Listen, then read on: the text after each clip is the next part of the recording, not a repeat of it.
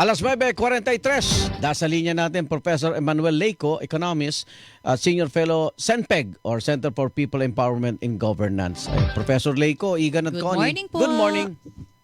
Good morning, Igan and Ma'am Connie. Paano ba Magandang natin? umaga po. Oo, paano natin ito ngayon babalansehin yung ating ekonomiya? Hindi naman natin maiwasan din dahil pangdaigdigan hong problema itong sa produktong petrolyo na mga pagtataas. Ano ho ang ating nakikita? May mga nagsasabi, very indecisive ang Malacanang pagdating ho sa mga patakaran. Ano ho ang tingin ninyo?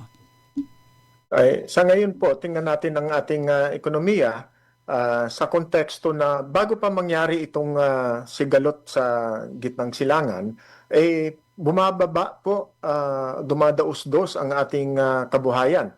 Ang target natin was 5.5% GDP growth rate pero naka 4.4 lang po tayo. Opo. So kung natatandaan po ninyo, I think nag-guest din ako sa inyo before, ang pinag-uusapan natin ay ang GDP growth rate. Opo. Yes. So ngayon ang issue natin, hindi lang pa GDP growth rate Hindi ito, na, kundi ito ay talagang I think maaasahan natin na patuloy na sasadsad ang ekonomiya. Ngayon, ang problema natin ngayon, ang dapat nating pagtuunan ng pansin ay paano ba natin mapipigilan? Bagamat hindi natin kontrolado ang presyo ng petrolyo sa merkado, meron ba tayong magagawa? Ako po sa palagay ko po, malaki pa rin ang magagawa natin. Hindi pa rin natin dapat na i-give up na totally wala na tayong magagawa. Meron pa po. Ngayon, pinag-uusapan po nila ang kanilang ang gagawin sa excise tax. Ipinasa na ng Senado, inadapt yung version ng House para po pwede nang dire-diretso na sa Malacanang. Wala nang BICAM. Wala nang BICAM.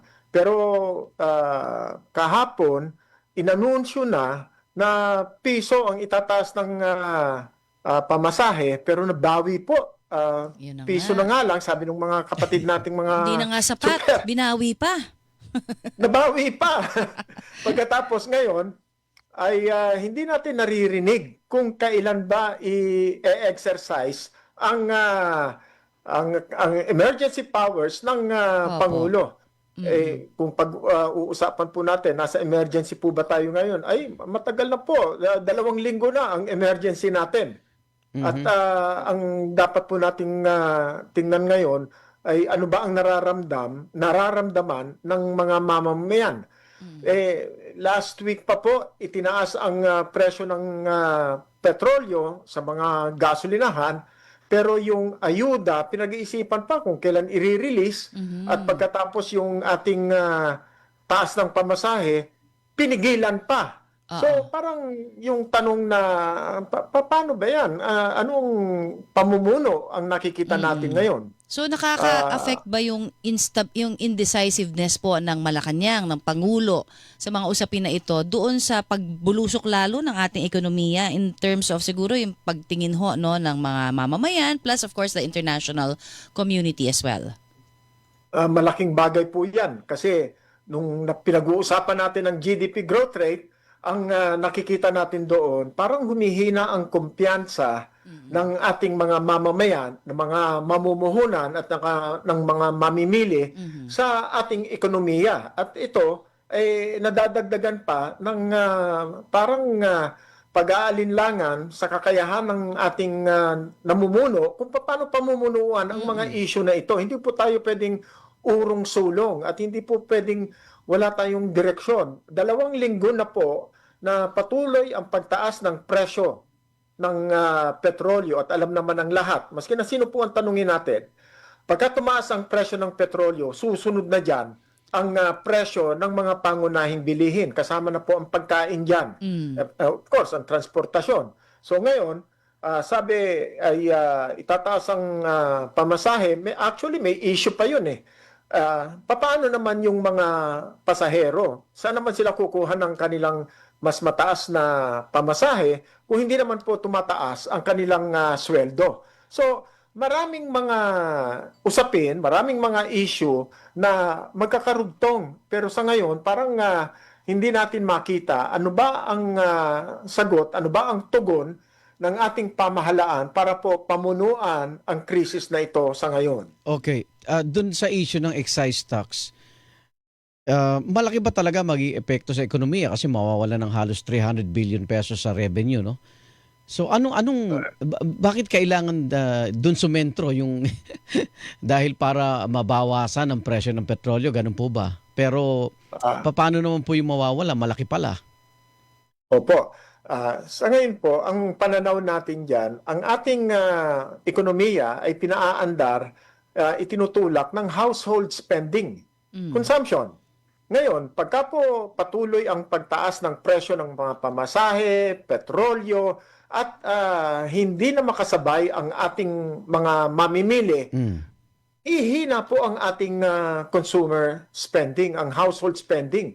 Ang purchasing power ng ating mga mamimili ay hihina. At makikita rin natin yan. Pagka humina ang purchasing power ng mga mamimili, ay sasadsad, maapektuhan ng ekonomiya. So, ang iniisip nila, 135 billion pesos na mawawala sa pondo ng gobyerno, pero palagay ko po, mas malaki pa dyan ang mawawala kung ang purchasing power ng ating mga mamimili ay patuloy na manghina. Ganun pala yun. So, yun nga, may effect sa inflation. Kasi baka yun ho yung kinakatakot ng Malacanang eh. May epekto. Ang epekto ng pagtaas ng petrolyo ay pagtaas ng inflation. So, pagka hindi po pinigilan ng pamahalaan ang pagtaas o ang epekto ng pagtaas ng presyo ng petrolyo sa merkado, talaga pong magiging epekto niyan sa atin ay ang pagtaas ng presyo ng bilihin, which to us is dinidescribe natin na inflation. Yun po ang magtutulak ng inflation. Ngayon, nag-aalala sila 135 billion ang mawawala sa excise tax. Pero alam po ba ninyo, ang value-added tax is a percentage tax. Pagka tumaas ang presyo ng petrolyo, yung 12% na yon ay tataas din. So, yung mawala sa kanila sa excise tax, bawing-bawi po yan pagka kinolekta po nila ang value-added tax. Pero hinihiling din ho na pati VAT, di ba? Isama na rin sana.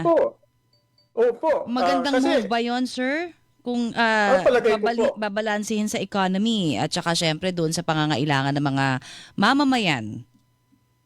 Sa palagay ko po, ang pangunahing interest natin ngayon ay pangalagaan ang purchasing power ng ating pong ng household, ng mga mamamayan.